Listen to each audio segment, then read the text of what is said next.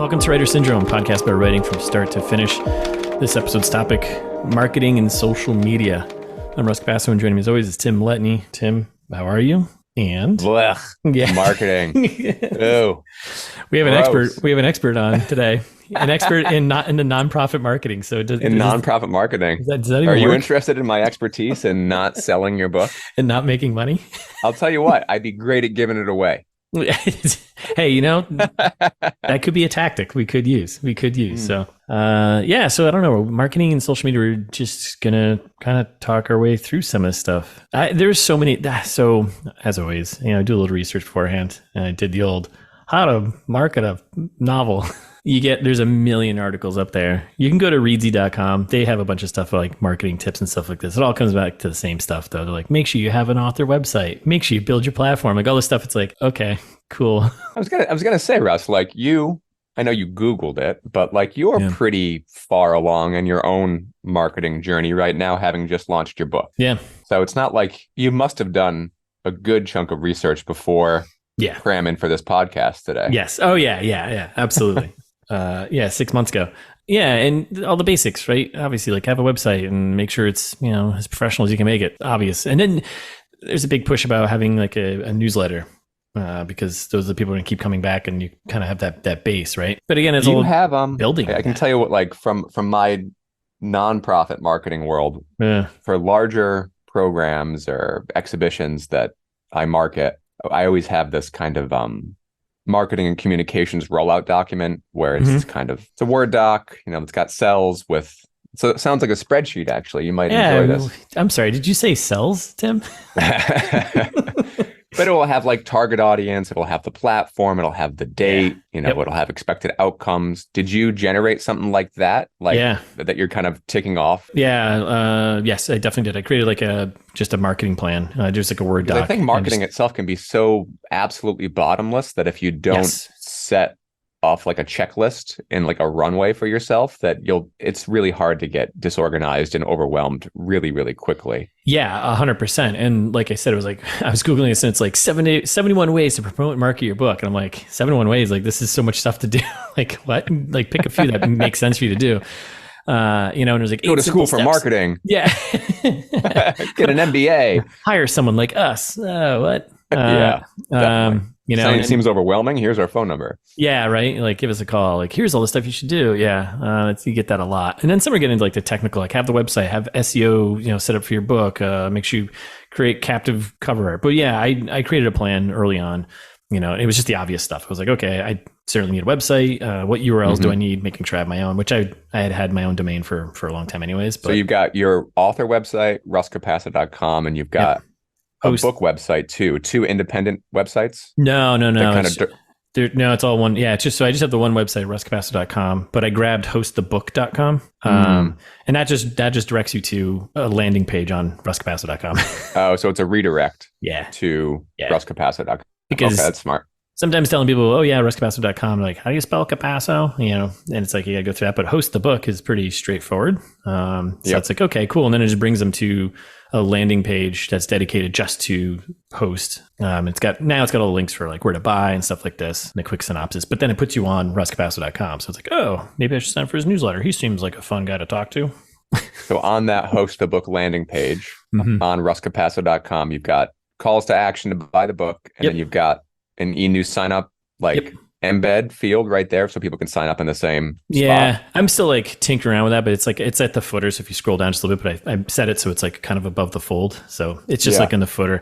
I could probably be a little bit smarter about that. I think like having that. I think that's okay. I mean, I do think the call to action right now is the book. And then if you want to do like an e-news push, because e-news is huge, right? Like trying to get people into your ecosystem. Which I have that set up. Right now I don't have a ton of people in there because it's new. And that's like the next push of like building those relationships on the various social media. Maybe I should be getting a little more involved in that, but it's like, I don't really want to go on Twitter. I was going to say, that's a really hard part about social media is that it's so personality based. And when it's not, it fails. Yeah. So like if you're just an institution, if you're not a well-known one, or if you're just a book or something, you really live and die by like the personality that's behind the content and how authentic it feels. Yeah. Which is going to be tough because you don't like social media. I can't or posting on there. Yeah. Like Instagram, I'm fine with. I'll probably start getting a little more involved with that. But like Twitter is just, I don't know. I can't get into it. It's bottomless, dude. Absolutely bottomless. Yes, I did have a plan. And then it was like, okay, what do I actually want people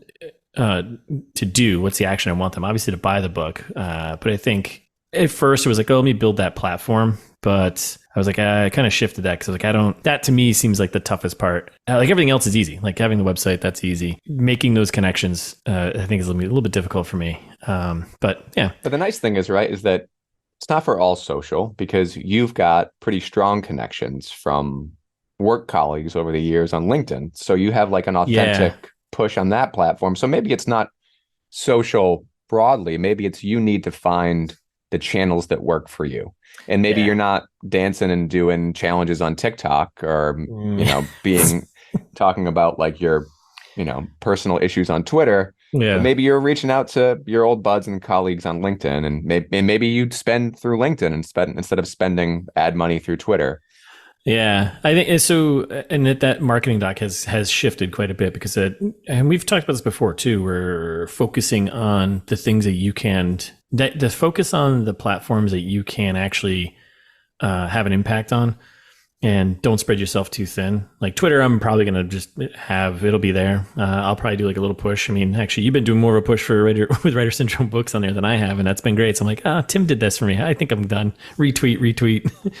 No, I mean, I think with Twitter, or X or whatever, you really need to be crazy consistent. And from what I can tell from like what analytics I'm looking at, they're really throttling external links. Yeah. And the hashtags that used to work pretty well for us are not getting the same traction. It's not like the content's taking a dip. It's the algorithm is not favoring us right now. And you just need to be consistent and not be discouraged because eventually one of them will slap and it will take on. I've seen a lot of posts lately like, is anybody out there? Like nobody's liking my past 10 posts and that one takes off, right? Like it's like, I think you just need to be desperate. Desperate and consistent. The ones that I think the platforms, like for at least social media, the ones I'm going to focus on are Instagram and Facebook. And for Facebook, are you setting up a author page or a book page, or you are? Okay. Yeah. I already set up an author page, which I gotta put some content up there today, and like I have like a banner to put up there that's like, hey, host now available. So get that stuff kind of going in there, and then I'm gonna start just peeling it out to people to join and follow, and then their friends and family. And is that where you're going to do a spend? You're going to spend on Facebook for advertising? Yep. Yeah. Because I'd recommend that. Yeah, I think it's like, well, one, it carries over to, I guess you can carry it over to Instagram as well. My demographic is probably going to be mostly on Facebook and Instagram.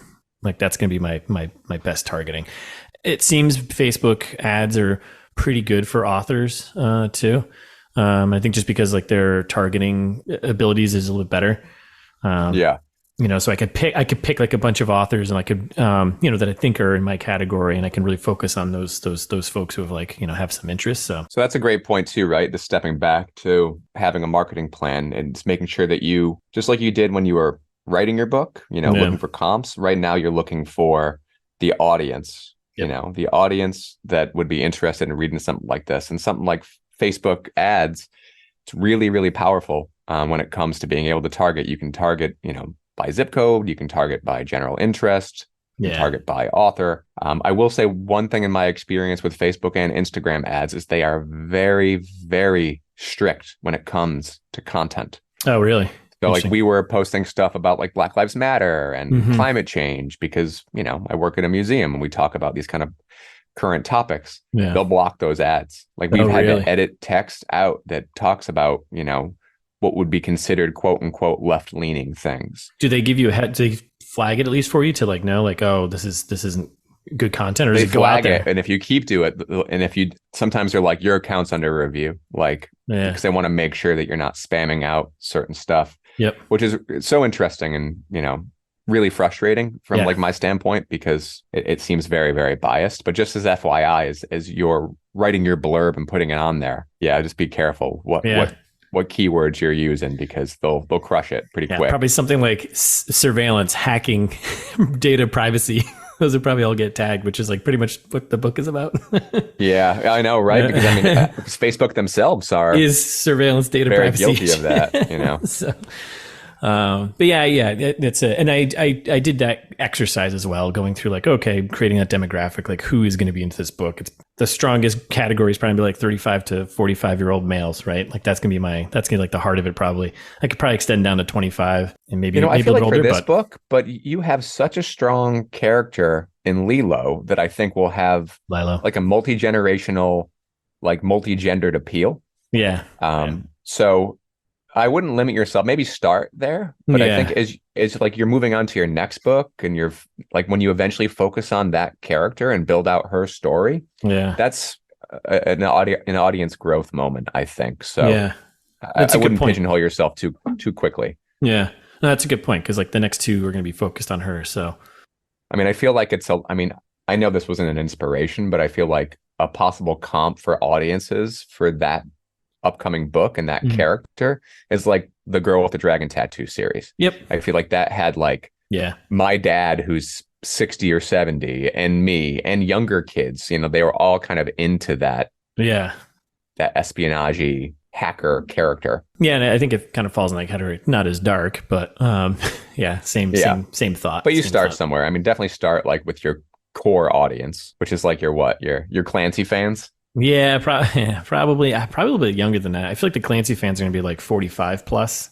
I don't know if I'd fall in that category. Maybe. I don't know. I feel like it's a little bit lighter than that, and not as it's not totally Jack Reacher fans. Yeah, it's not like, it definitely wouldn't be. It wouldn't be like the All America, because I blame everyone in this book for all the problems. So. But yeah, so that's kind of where I started. But I do have a plan. I think that's definitely important. And then I kind of dumped everything I could possibly do in there. And then I kind of weeded it down, set some goals. Like, all right, what are the goals for this first book? Is it building an audience or selling books?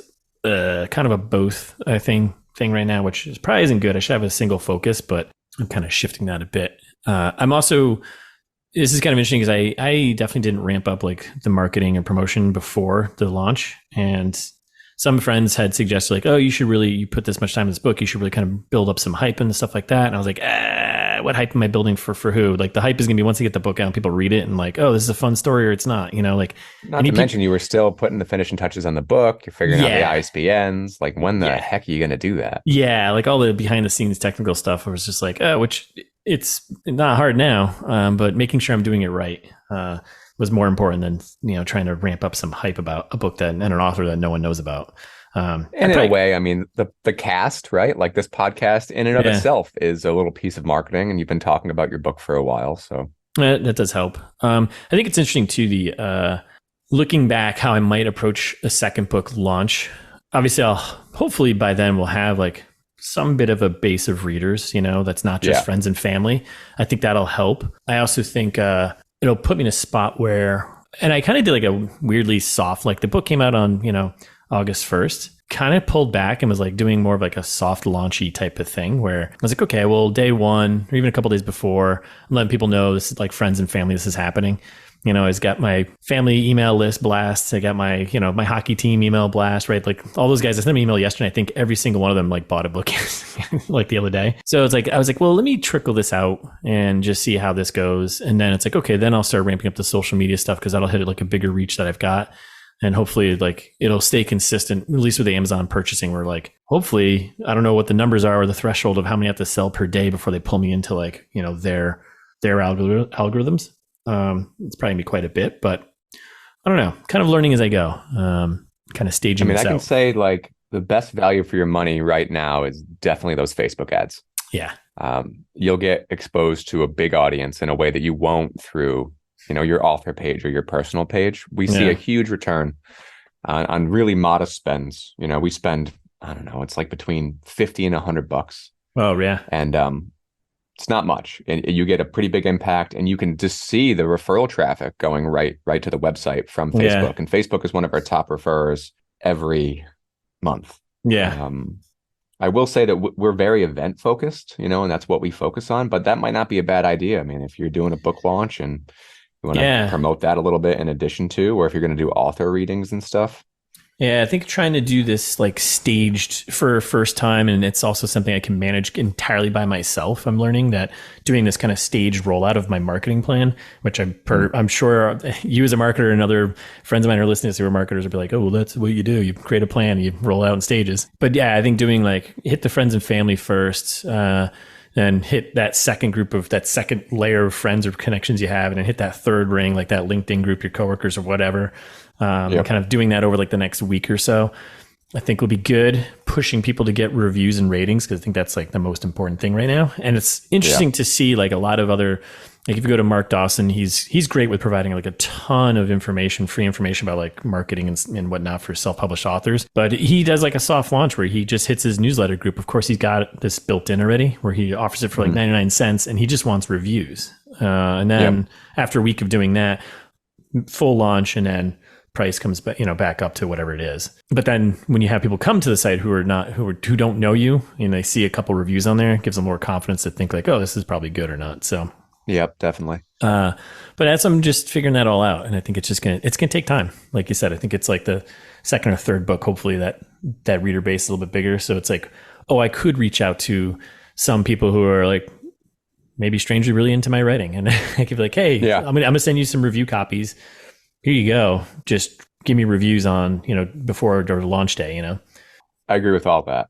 I just had a thought, I think there's, sometimes an impulse to think nationally very quickly. I know you're thinking friends and family. Yeah. But I'd recommend everybody to kind of lean into, their own local community, like their zip code, whether there's local libraries that will, have a self-published section, if there's, booksellers, locally independent run that will have it, and then if there's like arts committees or communities or places that you can table, 100%. Because you could, sit down at some kind of community festival and sell copies of your books, but also you'll probably meet other authors, you'll meet other artists.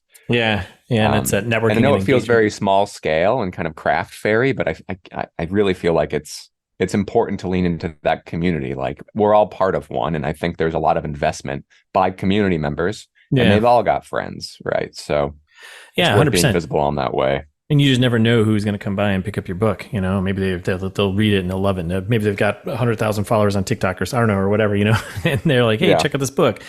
But yeah, you and I, we talked about it the other day, and you gave me a bunch of like resources to go check out, which is one of my tasks to do today, is kind of look into like community things that are going on, reaching out to like the Somerville Arts Council and seeing what events they have going on for authors and stuff.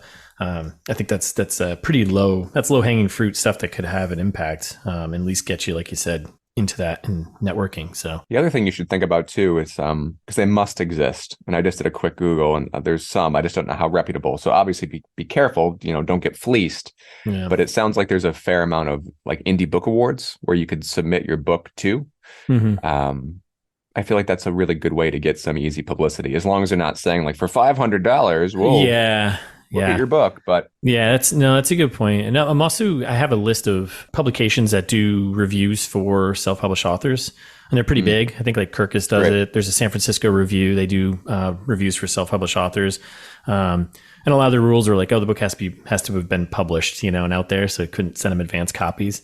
But I also have like a list of like people I find on like websites that I follow who write about like pop culture stuff for that website. Like I'm gonna reach out to them and be like, hey, I'll send you a copy. Would you mind reading, providing a review? And those feel like kind of easy. I mean, obviously, like not everyone's gonna do it. There's gonna be some time to it, but I think I'm okay with that, because if I send someone a copy, I'm like, hey, review when you can. I've got these other things I'm doing in the meantime. If your review pops up on whatever X website 3 months down the road, and all of a sudden that's another boost, like 3 months down the road. So I'm like trying to play it that way for this first book. I feel really good about the plan I have, and I feel comfortable that I can execute on it and like focus on the things each month that I'm going to do. Whereas before I was like, oh, I got to do all this stuff. I got to run ads. I got to do 80 times. I got to have a newsletter. I got to email out. I was like, oh, I'm going to explode. I have to be on Twitter talking, be like, hey, this is crazy. And I was like, I'm not doing all this. No, like this isn't happening. So while writing another book. Yes, while writing another book. Yeah, exactly. Because marketing itself, right? It can be more than a full-time job if you let it. It could be absolutely bottomless. 100%, because there's so many things. Like I said, I found this one: 70 ways to promote. Think outside the box. Get professional and distinctive author photo. Create a press release. Get media savvy. Like, what do these things even mean? Get out of here. Like, I'll tell you, like in my 9 to 5, I've tried really hard in the past 10 years to only do things that I think are going to have some kind of impact. yeah. And I know that sounds so ridiculous. Like, of course, but it's not. You'd be so surprised how much departments and marketing departments can do that. They just throw stuff out into the ether, you know, not knowing that like they're sacrificing their time. So it's just make sure where you're spending it, it's valuable. It sounds like where you're going to spend it, it is. And you're not going to like lose days on Twitter talking to strangers who, you know, aren't going to buy your book. Yeah. Aren't even going to make the contact, you know? And there's other thing too about that. It's one, like if you've got like these, you know, if you narrow down your, let's say 5 to 8 things that you can focus on while you're continuing to write, and making sure your day is split where it's like, okay, I do have to do like a part-time job of marketing this book now. And then the rest of my time, I have to be writing another book. But I think tying to what you just said is if the things that you choose to do to market your book, make sure you have a plan to understand if it is actually having an impact. Like, makes you have some way to track it and see it, because you might just be wasting your time doing something. If you're running ads and not doing anything, and you know, you're just wasting money and your own effort. And marketers will be like, oh, KPI, you know, what are the, but it's not wrong. Like, have analytics running on your site, make sure where you're spending your time. If you're not getting sales, at least make sure you're getting referrals and people are getting exposed to the brand.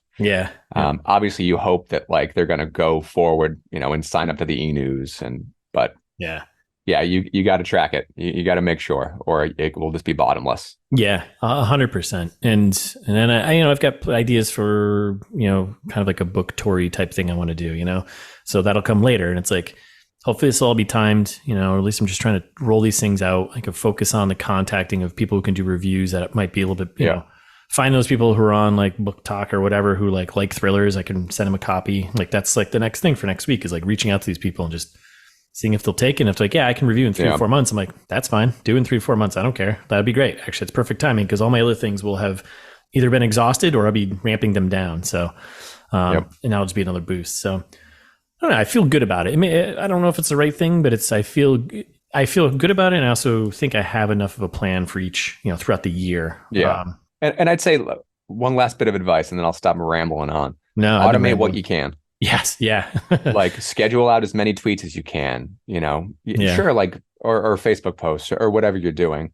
Same thing with like Google ads, you know, you can set up a schedule that you can kind of check in and babysit. It doesn't need to be a piece of your brain every day, but it can always be running in the background, right? There's a lot of stuff that you can automate right now just to maintain visibility. So you can focus on other things like writing, creating, making actual contacts. In your experience with like the museum and promoting through social media and stuff like this, which I know you have a you have a disdain for, but do you find I have a disdain for personally? It's necessary for institutions. It definitely is. But do you find there's like a number? Do you guys have like a scheduled set, like you're posting every day? Like, oh, we have 2 or 3 tweets a day. We have 2 or X's, whatever they're called now. 2 or 3. Yeah, I've got a wonderful social media manager. Like back in the day, I used to do that stuff. But she's absolutely wonderful. And so we have like 5 properties on just about all the social media accounts. So we're spread across all of them. So for the bigger ones, it's like probably 3 to 5 posts a week. And for the smaller ones, it's probably 1 to 5 a week. Okay. And I think some are scheduled. And I know that, you know, historically we'll use a content calendar just to see if there's any, you know, social holidays or, you know, interesting dates that we can capitalize on. But no, there's a pretty set schedule. I think if you don't have one and if you don't automate, you burn out. I've seen that among so many social media managers over time. They start with this like vigor of they're going to change the world with this institution's social media posts, but you can't. The dopamine that you get from getting likes only goes so far, and as those likes decrease, people's like desire to post goes away.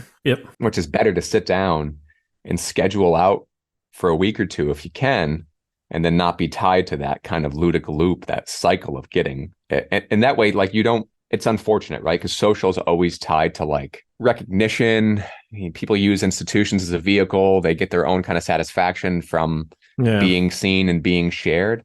But it's, as we've seen in our personal lives, that is temporary. And it really is kind of, I don't like it. Yeah. I don't personally like the feeling, but and it's a job. Like, no, you never want to say like that social media itself, is this 9 to 5 job, but for institutions, it absolutely has to be. And the difficult part is trying to walk this line of authenticity while being visible and, informative at the same time. So it's a super delicate balance, but I've seen so many people.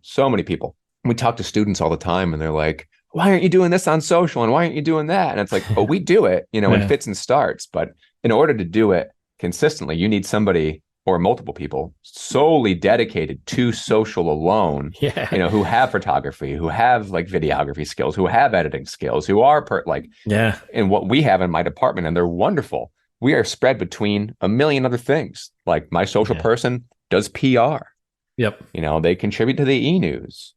They write press releases. So it's not just a social person, but kudos to the larger institutions that can just hire somebody or some people to focus on that. Yeah. Because like you said, it can be a full-time bottomless job. I'll be going into like my social media push, I guess, now that I've gone to friends and family, done all that, right? For me, what would you think like would be the best thing for me to do to direct people to like, and can I just do like the Amazon link right to the book page, or do I send them to my website, which has the links right there? And it's like, which... I know you're like concerned, right? You're concerned that people have like this disdain for Amazon and they want to maybe purchase it from other sellers. I'm personally always a fan of like one clean call to action. So if you really want them to buy the book first, I would send them to Amazon. Yeah.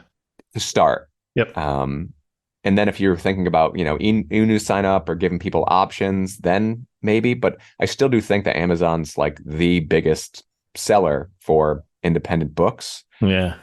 So you don't want to add a step.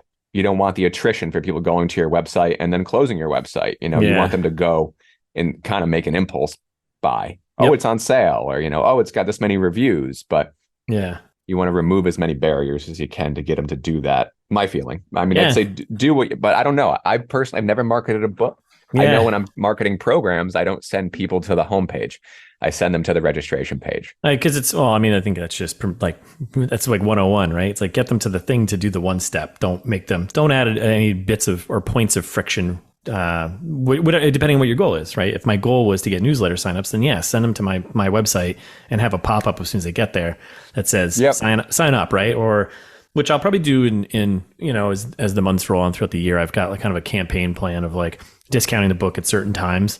Or even doing like, hey, if you're on this social media, get this code, go to the website, punch it in and get a discount or whatever format you want. If you sign up for the newsletter or something. Those are kind of other campaigns I'll probably run later in the year.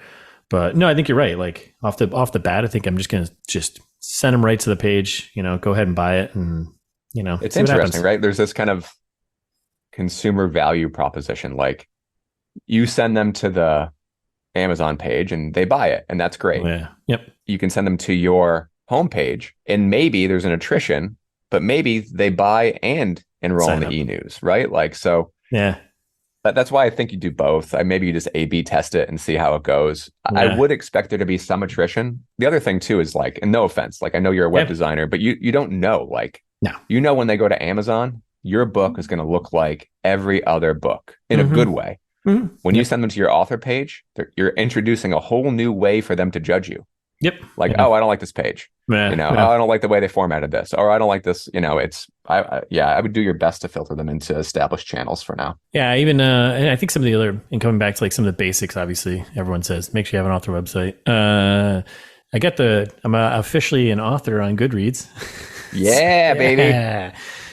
Claiming that, but those are the things you can't do until after you publish. So I was like, all right. And then same thing with Amazon. Like I have like an Amazon like author page, whatever. You can just go directly to that and see what books I have. Yep. So to me, that's the way it would go, right? You promote it on social or e-news. You direct them to Amazon. They're interested. They click on the author page. They go to your website, as opposed to going to your website and then going to Amazon. I feel like that's the flow of traffic. Yeah. Yeah, but it comes back to your goal though, right? And if you're like, if you're dedicated, just like I want to build newsletter, then yeah, send them there, but make sure you have a plan to like actually get them to just do it in one click or give them something. It's probably something I'm gonna play with too, like a reader magnet, where if you sign up for the newsletter, you get something for free. I see a lot of good call. A lot of independent authors do that, and you can have fun with it too. Like I'm probably gonna do some fun stuff with like my characters in the book. Like and host, like my main character is also a journalist, so he's writing an article. And a friend was like, "Oh, you should probably put the article at the end." I was like, "Nah, I don't really want to do that." But I was like, "Ooh, you know what I could do though is I could write the article as what he's written, and then use that as a reader magnet. Put that up. It's a great idea. I think it's a great idea. Elliott's, the story he wrote at the end of the story, which I think would be kind of fun to do. There's so many things you can do out there, but just find the ones that you think you can handle. Yeah, and that will give you time to continue to write if that's your goal. Yeah. You don't want this to be like an albatross around your neck, right? Like here's my book and this is what I talk about for the rest of my life. Yeah. I mean, and you told a great, like before we started, and I think I don't know if we mentioned it earlier, but like you told a great story how you had reach out to someone on Twitter who's, he saw okay success with his first book, but it took a long time. Yeah, and he's like, about a year, right? Yeah. And then he's like, then I put out a second book. Author. Yep. Yeah, and he put out a second book, and all of a sudden he started seeing that one doing better, and then all of a sudden the first book started doing better, and then he wrote a third one, and it's like, that's what it is. And even like the Mark Dawsons of the world and other, independently published authors, they say the same thing. Like, honestly, at the end of the day, the best marketing for your first book is to write a second book. Yeah, totally.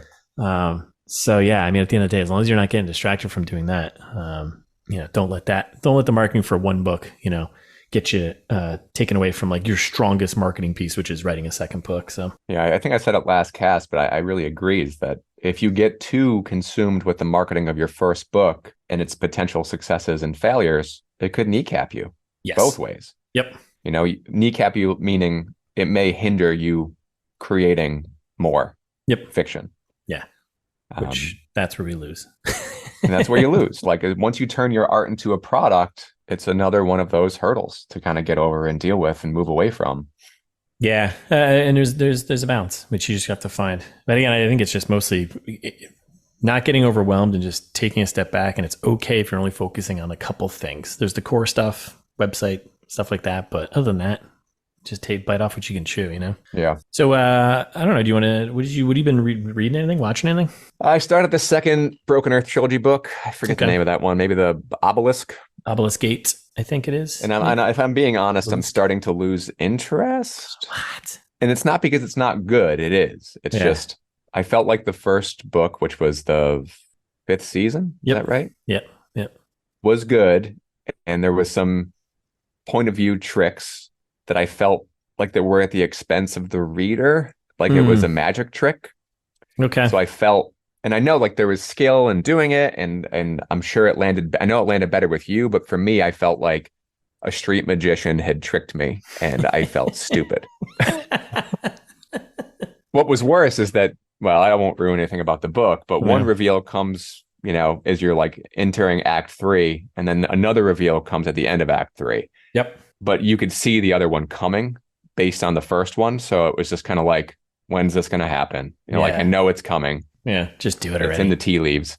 Still, I mean, I will say that as far as like the world building and the characters, I really enjoy it. Maybe that's why I didn't love the reveals, is because I really liked the characters, how they were. Yep. And I really liked the world that was built. I think Jemison has a gift for language and a gift for world building. Yeah. It's not to say that I won't get back to it, but I think I'm fading off. Yeah. I'm trying to. You liked it. You blew right through all of them, right? After my brain wrapped around the storytelling structure of the first book, then I was like, okay, and I got into a good rhythm with it. But yeah, after the end of the first one, wasn't a big fan of it doing the old ... moment. But I was like, whatever, I'm going to power through and just read all 3 of these books as if it's one big book. And I really enjoyed it. I think I plowed through the second and third book. That's what got me in the second book, is that the narrative tricks seem to be happening again. And I'm like, are we doing this again? Yeah. Like, you just did this. Is it going to happen again? I don't remember. But... And then there's like, is it the mystery of how it's going to resolve? Or is it the mystery of who's talking to me? And it's pulling me out of the story a little bit. That's fair. But also I haven't seen, like the whole thing. I'm missing piece of it. Yeah, once you get through all of it, it kind of paints like a bigger picture, and you're like, okay, now I see it. Okay, it works. It's worth I think getting through. Yeah, I read it on vacation, and this, like I said, world building was great. I was really, really enjoying it. In fact, it almost reminded me of, reading Harry Potter in my 20s or something. I was like, I don't know if I've been this engrossed in a world in a while. Yeah. And then as far as watching, Jill and I are still going through Better Call Saul. We just started the final season. Okay. Yeah. Geez, it's phenomenal. I gotta get into it. Absolutely phenomenal. Yeah. It takes these typical archetypal story structure, and the characters consistently surprise me. That's impressive. In particular, the relationship between Jimmy, Saul, and Kim, his partner. Yep. It's one of the better representations of a relationship I've seen in long form media. Absolutely loving it. Aspirational, I'd say. I think I think I watched like the first 2 episodes of it, and I just never got into it. But I feel like other people have praised it, so I might keep powering through. It's a slow burn. I mean, Jill turned to me the other night and she was like, "I never thought I would be watching a show about 2 lawyers." Yeah. Talk about a boring pitch for a show. But I don't know. It's a really, really great show. I would recommend it to anybody who hasn't seen it. I like it much more than Breaking Bad. I'll give it a shot. Anyway, how about you? What are you reading? What are you watching? I finished that Slow Horses by Nick Herron, the one that's also on Apple TV with Gary Oldman. It was good. It was good. I mean, I remember last time I talked about it. Like, he introduces like a million characters right off the bat, and you get all their description right off the bat. I'm like, I don't remember who's who. But then it eases into a nice pace. But it was really good. I enjoyed it. I think it's a series. So there's like, it ends. I mean, they do have a conclusion to this, but they set it up for like this team to continue doing what they're doing. So I might check out another book in this series at some point. I just started Shards of Honor by Lois McMaster Bujold, who I've read before. It's like another one of the books in like this series. It's a sci-fi kind of space opera type thing. So as for watching, I saw Barbie. Oh, I saw Barbie too. What do you think? I thought it was great. I thought it was hilarious. And definitely great messaging. And I mean, the commentary and everything, it's not subtle, which is good. I think that's fine. I think it's not subtle at all, which is fine. I'm also like surprised at like Mattel just being like, yeah, go ahead, rip on us. Yeah. Because they do not hold back, and they kind of just rip into all the Barbies from the past and like the ridiculous ones. I'll tell you what, it's not subtle for us. It is subtle for kids.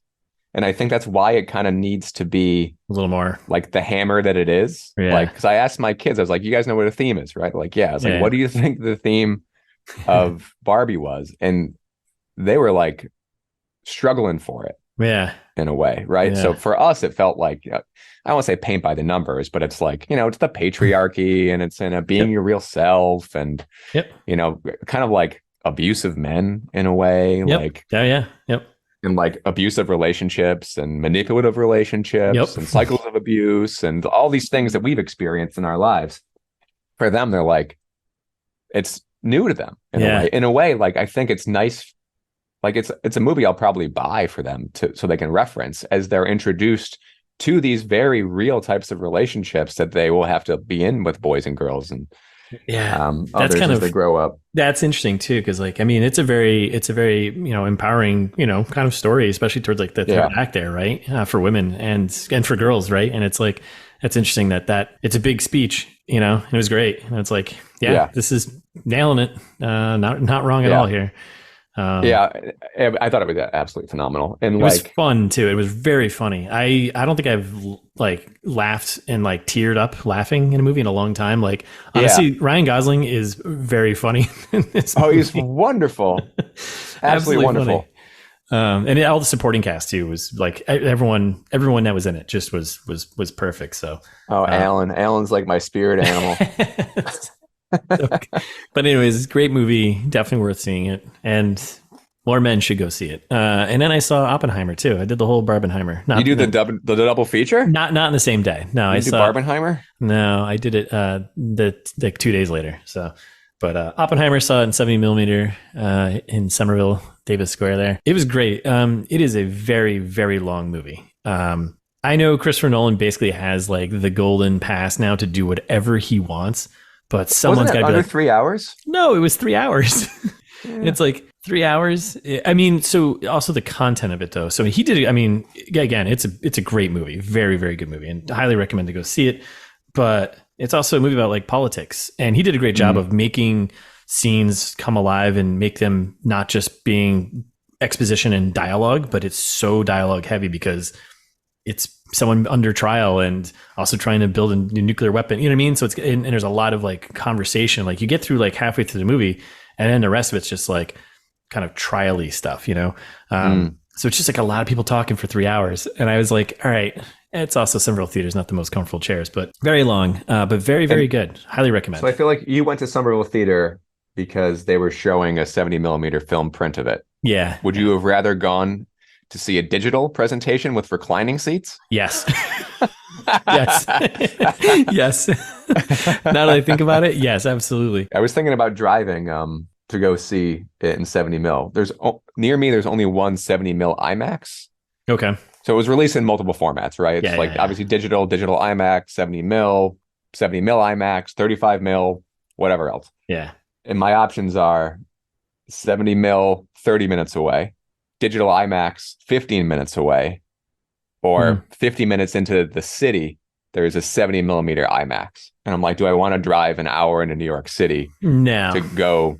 Yeah. No, because when you get out of that movie, your brain is going to be mush. So be ready for that. It's going to be mush. Like, so I can just see it probably the closest thing home. So you can just like zombie yourself home. Because I got out of that movie. So here's the question. Should I wait to see it on? Does it need to be seen on a screen? Like on a big screen? Someone asked me as well. I think so. I think it does. I mean, you get a lot of big Cillian Murphy's face there because there's a lot of close-ups. Is that what I need? I need to see a big Cillian Murphy face? Yeah, because there's a lot of just his face close up. But I mean, is there any kind of like, I know they sell the bomb a little bit. Do they is there like visual test site stuff that benefits from big screen and big sound? Yeah, definitely. Okay. And it's loud. I mean, no spoilers. I mean, bomb goes off. Like the whole point is what? I know. You ruined the whole movie, dude. Sorry, spoilers. But man, when they I do thought the they were test, gonna have a beach off at the end of it. I will beat you off. No, that's quite the spectacle and the build up to it, and it's really well done. Like, I mean, he makes some of these scenes just come alive. That are just heavy conversation scenes, but he just adds a life to them and plays around with black and white and kind of, again, when time is happening, when things are coming apart. But yeah, I think seeing a big screen is definitely a must. But I watched this like really wonderful YouTube video from, I watched this YouTube video from one of the editors on it, and he just kind of went through the different iterations, 35, 70, IMAX, yada, yada, yada. But also he kind of like talked very highly about how Nolan's one of the few filmmakers still shooting on film and editing on film. Yep. And as opposed to shooting on film and editing on digital and then printing back on film. And there is something kind of romantic about 100%. Using a tactile medium still. Yep. And, I know Tarantino, and I was saying that one of the reasons why this movie can be shown as many places as it can in 70 mil is because of Tarantino's Hateful Eight and how he promised, but they could be seen in 70 mil. And because of that, a lot of these theaters got 70 mil projectors up and running again. It was really surprising to me. I didn't realize that all of the big theaters near me are 100% digital. I always assumed they'd have one dusty, film projector in the back, and it was showing something other than like Nicole Kidman's face. Go to the movies. I think it's all right, man. Well, that's it. I got one more thing to say. I've got one last piece of marketing. Yeah, what do you got? Go to russcapasso.com. Actually, never mind. Go to amazon.com and buy Host. Do it if you haven't. If you don't and have then a leave a review. Yeah, that I helps. bought personally. I bought an ebook. I bought 2 paperbacks and a hardcover. You're crazy. You're my biggest fan. Jill's brought 5. She's maybe not 5. She wants to pass them around, Oh, nice. We're spreading the word down here, baby. I love it. Yeah, hand them out. I'll probably try to get one in the library for you. Yeah, that'd be awesome. I mean, you can definitely order paperback in your local bookstore too. So it should be, if you're, you know what, if I get it in the library down here, I'll take a picture. You can put it on Instagram. I would love that. That'd be great. It's in Jersey. It's in Jersey. Thank you. But yeah, that's it, right? We're done. We're wrapping this up. Can I say one thing about Instagram spends real quick, since we just talked about it? Yeah, absolutely. Don't spend much. Don't spend much. Yeah, keep it low. You don't get referrals from it. It's good for kind of, because the only place you can put an active link is in your bio. Everything else requires people to kind of cut and paste it, and they don't. So your referrals will come from Facebook and way over Instagram. Interesting. That's a good call, though. Nice little safety tip at the end here. That's what we do. There you go. TBD. Hope you listen to the end. So that's it. So what do we? Hopefully you made it this far. So what are we talking about next time? I think we're getting back into like the nitty gritty. I think we got it, because it's time for. Well, I'm still writing or editing, and you're starting again. I'm ramping up. So I think we get back into what I think is the most interesting piece of the cast. No offense to soul sucking marketing, but characters and character motivations specifically. I think talking which about is like so important. It's something I wrestled with so much. So I think we should talk about that next week. All right, well, that's it. Till then, keep writing, man. I guess, right? Or just go read Russ's book. Yeah, you know what? Don't keep writing. Actually, you're right. Go to Russ. Keep reading my book. Welcome to Reader's Syndrome. Yeah. You know what? Keep writing a review for me. that you can keep writing. We'll read it.